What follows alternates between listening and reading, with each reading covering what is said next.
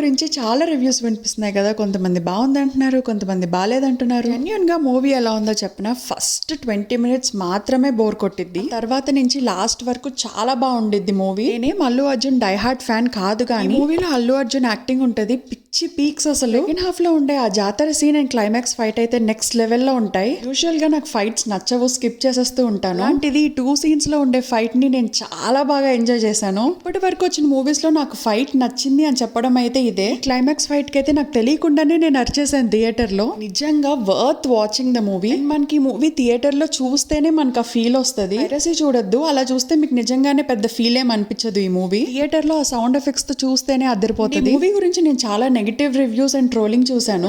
మనం ఒకరిని ట్రోల్ చేస్తున్నాం, క్రిటిసైజ్ చేస్తున్నాము అంటే దానికన్నా బెస్ట్ మనం ఇచ్చేలాగా ఉండాలి. ఈ జడ్జ్ చేసే వాళ్ళు అల్లు అర్జున్ చేసిన యాక్టింగ్ లో 1% కూడా చేయలేరు. ఎనీవే ఓవరాల్ గా మూవీ మాత్రం రచ్చహ రచ్చస్య రచ్చోభ్యః.